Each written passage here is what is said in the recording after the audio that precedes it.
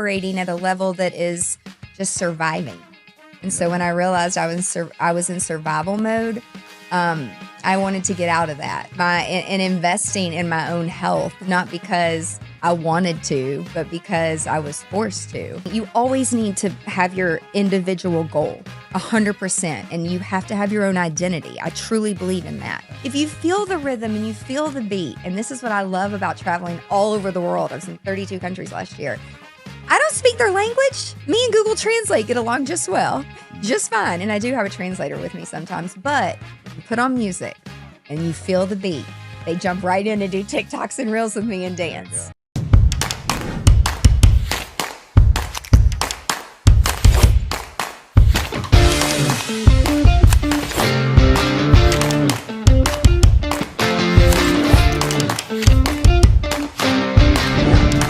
Sweaty goals. Sweaty goals. Here we are. Sweaty goals. Angela, welcome. Thank you so much for having me. Oh, man. What did we just do? We just recharged. Recharged. That's what this place is designed to do, is recharge. We get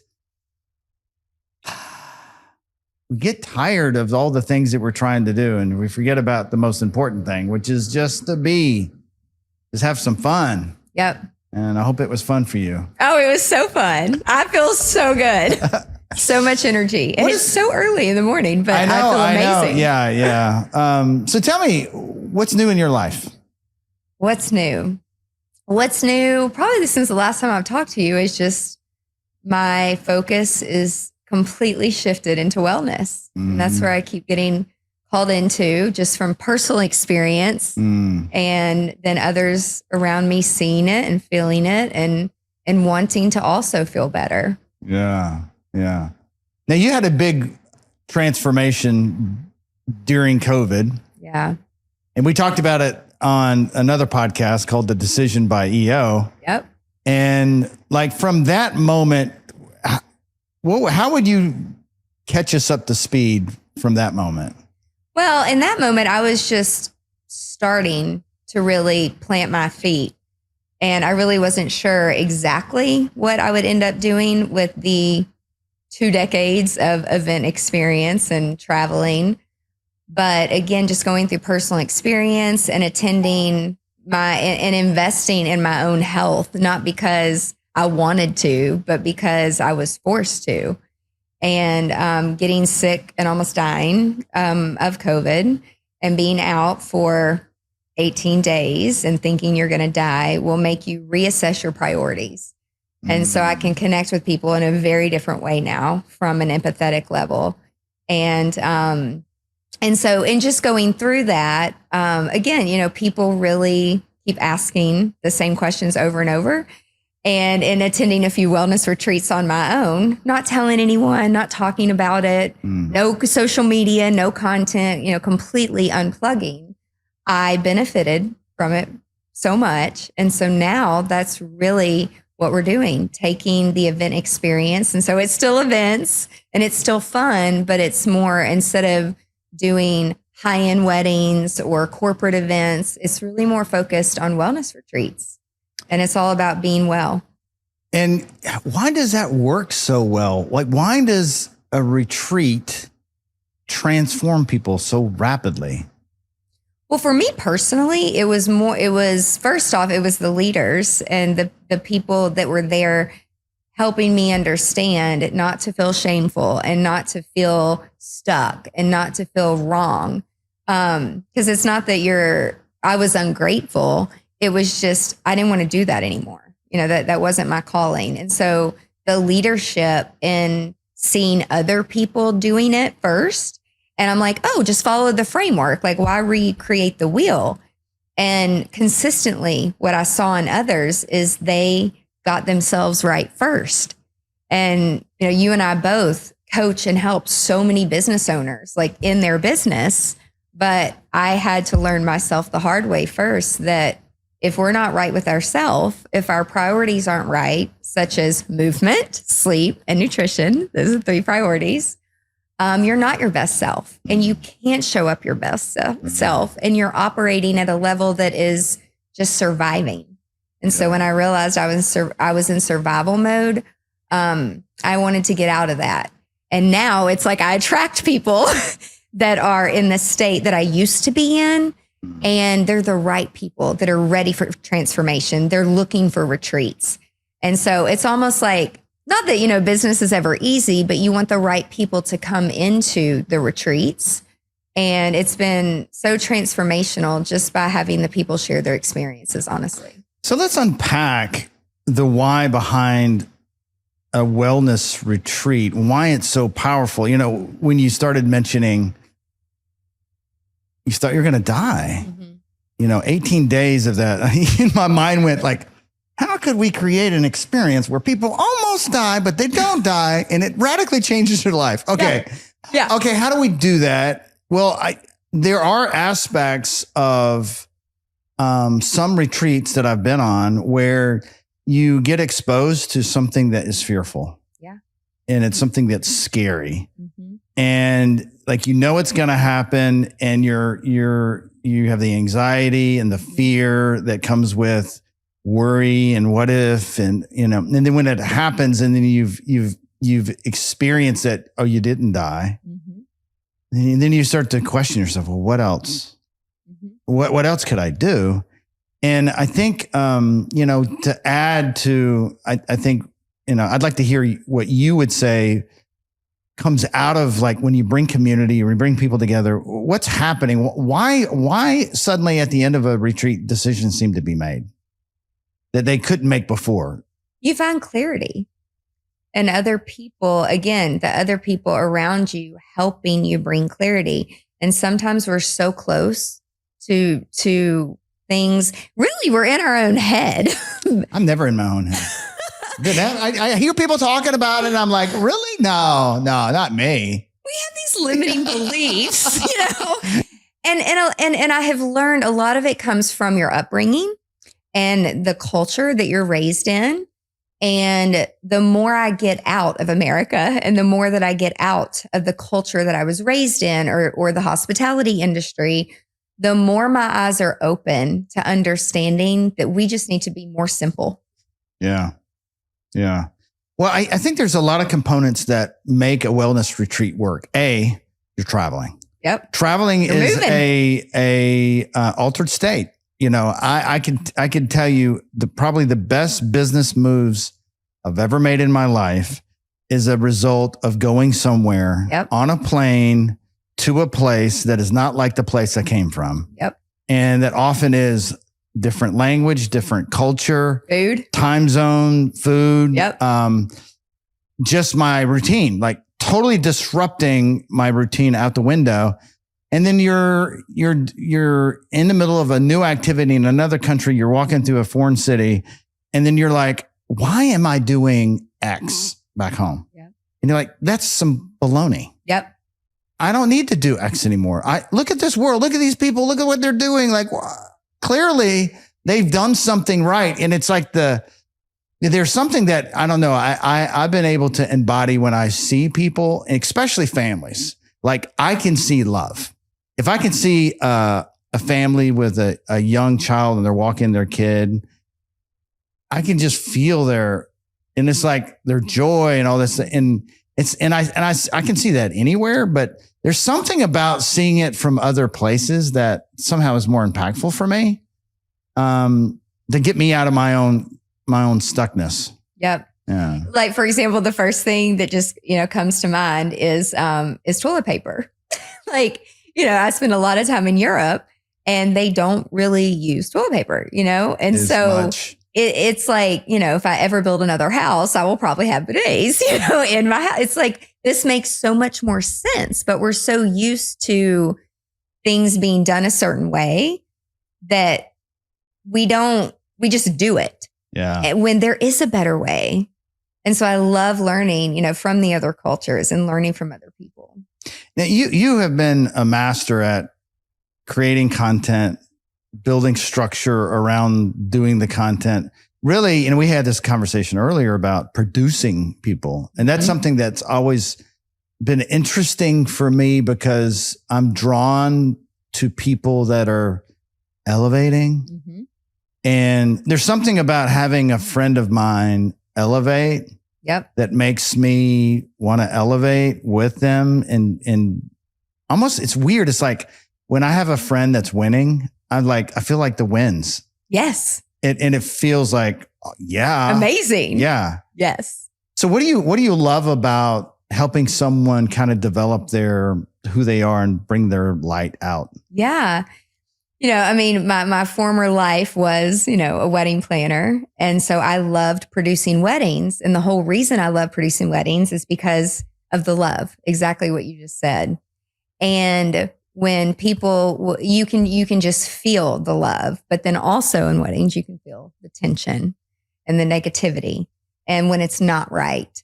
And that's one thing that I really tuned into the energy and really started to understand, like, this isn't where I should be anymore. Wait, what was the question? I think I went off my tangent. No, I'm going to go here because I could not imagine what it would be like crafting an expensive wedding. Mm-hmm. And the couple are on a trajectory for doom. Disaster. Total doom. And they're just making it so much worse because there's a deadline, there's commitments, there's the deposits, the parents, the family, the opinions. The parents that, they want, mom wants the dream wedding and show off and do all this, like keeping up with the Joneses because they've been living their whole lives a lie about something that doesn't matter. And their kid is living their life for not themselves, for their parents. 100%. And so they're going through the motions of like, gosh, it's got to not feel good energetically. And sometimes it's great. And sometimes, and I would take on that energy. And so that's where I'm just like, I can't take it anymore. So now this is where the wellness retreats come in. And so now I work with a lot of wedding planners, a lot of event planners, a lot of people in the hospitality who are doing what I did 10 and 20 years ago. And so coaching them, I remember being happy for other people. And so now instead of like couples, it's almost like, and I don't have real kids, so it's almost like my couples and now the people that I coach, it's like they're my children and I'm a proud mom and I want to help produce them. And I can fast track so much bullshit that because I'm like, no, you're not doing that. And here's why, because I've been through all that.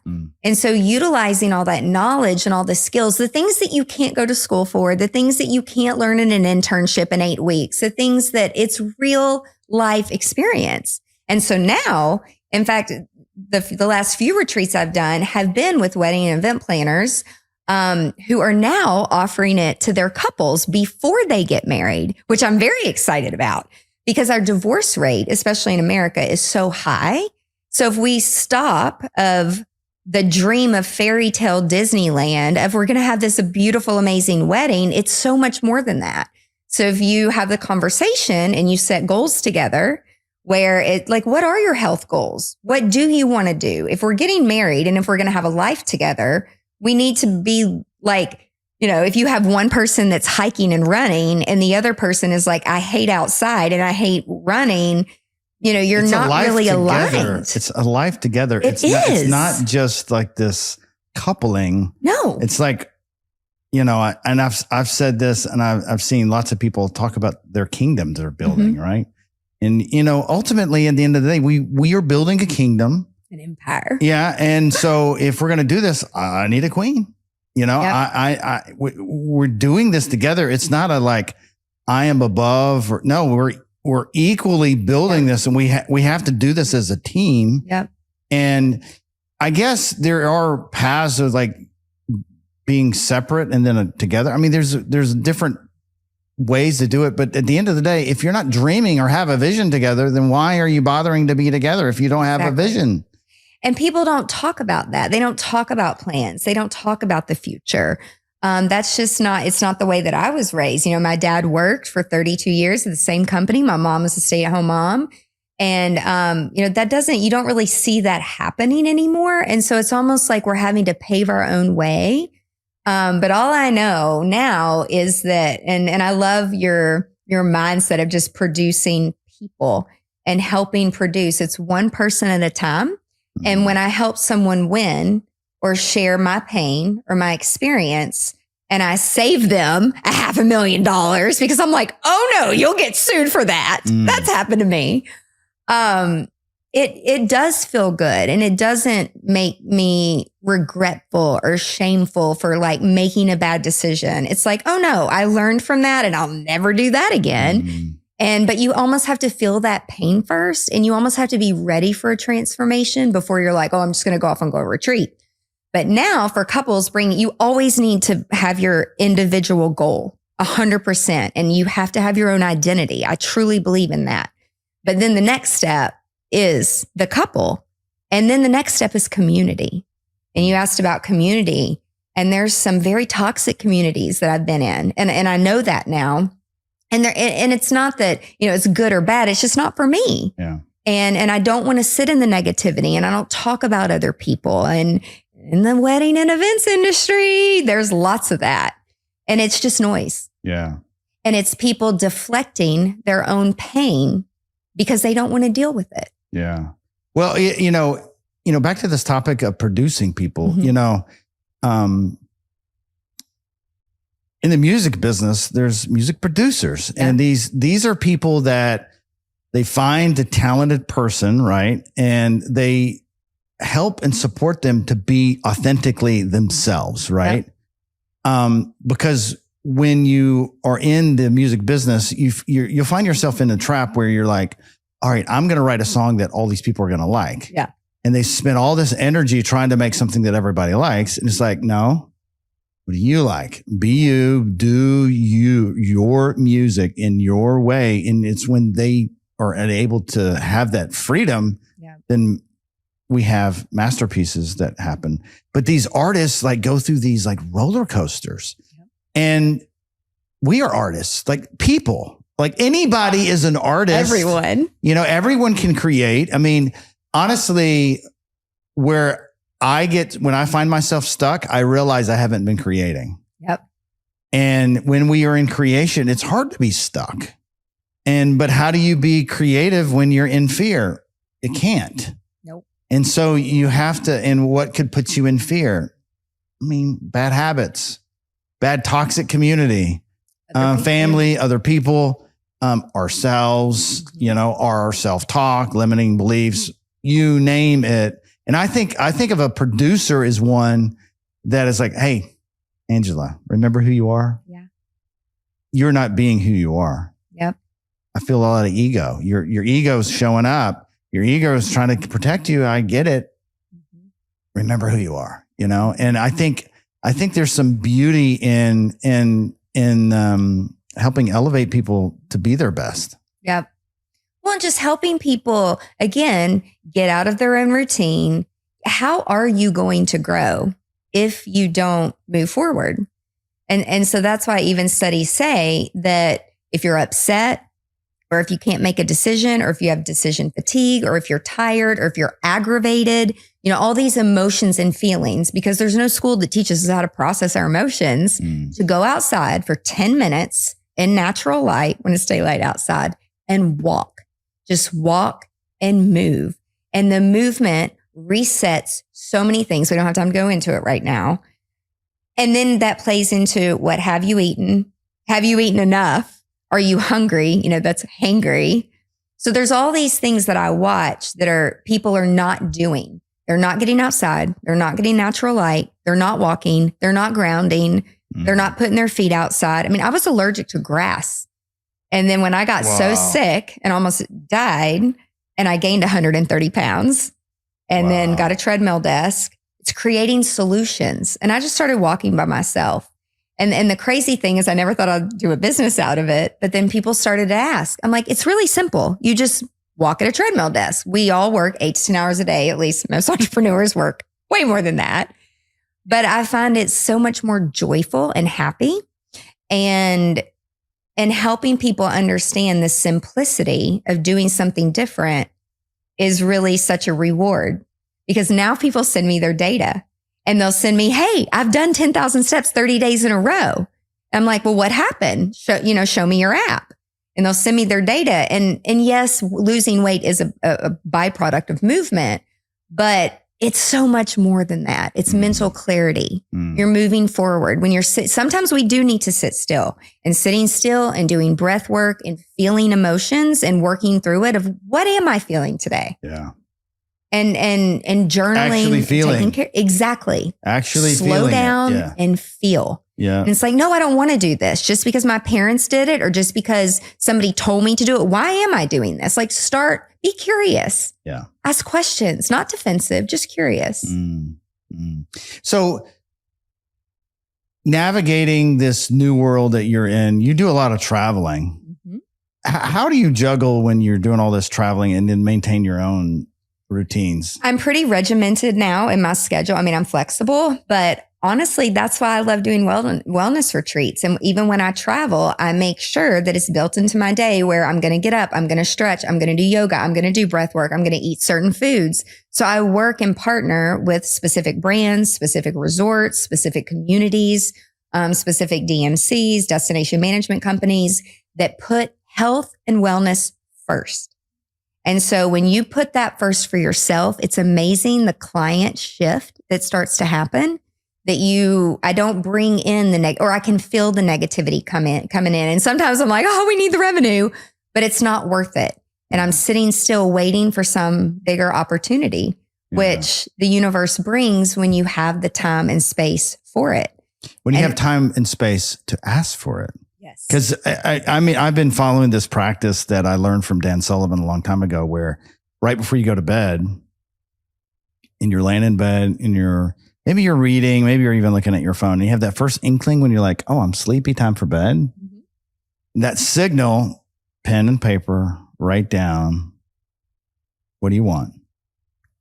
And it could be a problem you need solved. Write it down and then fall asleep, let it go. And the universe will bring you clients, will bring you solutions, will bring you the people to help you with getting what you want. Yep. It's magic, but we don't ask the universe for some things that we should be asking. What do we spend our energy hustling? Hustle energy is a different energy. And it's not the energy that I am in anymore. Thank God. Yeah. A good 10 years. And that's the other thing too, helping, not even like younger people in age, but younger entrepreneurs that are navigating new things and scary things. Yeah. Helping them through that because we know what it feels like. And when 100%. You work with people who don't know what those things feel like, you can't connect. And that's okay. It's really okay. We're not for everybody. And, I love EO so much because the foundation of learning from others who have done hard things. Your friend group gets a little bit smaller, but when I can't connect with people, it doesn't work if people aren't real and if they're not vulnerable. Yeah. But you're right. The fear and people are scared. But then there's people like us who talk about these things and we talk about our fears. And it helps others come forward and release those fears. And it helps them move forward. You helped me move forward. We had a great conversation a few months ago. I've gone through some really hard choices and pulling away from like a family business. And I love my family, but it's much healthier for us to just, me being the loving aunt and the loving sister. And, therapy helped me through that. And it's okay. But some people are shameful for therapy. And it's like, why? So just surrounding yourself with the right people, find somebody who has done what you want. Some people, they don't know what they want. They're just moving through life because that's what their parents did, or that's the industry that they know, but really assess your happiness. And a lot of people don't have the guts to jump. I know. But when you do, your life is so much more fulfilling and it's so much more amazing. And yes, people make fun of me. And yes, they're like, fuck you, I'm not dancing with you. Like, no. And I'm like, you're just not my people. And that's okay. That's okay. If you feel the rhythm and you feel the beat, and this is what I love about traveling all over the world. I was in 32 countries last year. I don't speak their language. Me and Google Translate get along just well, just fine. And I do have a translator with me sometimes. But when you put on music and you feel the beat, they jump right in and do TikToks and reels with me and dance. People of all ages. I danced with a lady who was 103 in Uganda, Africa, and she is on a dance team. Wow. And they do this incredible welcoming when you come to this resort called Kara. It's a very small wellness center there. Everything is solar powered. You know, they've got the cold plunge, the saunas, but it's the whole environment. And so, you know, you don't really know what you're walking into sometimes, but when you leave 48 hours or 72 hours later, you're a different person. Wow. Angela, thanks for joining Sweaty Goals. Thank you so much for having me. I will be back. This was awesome. Super, super fun.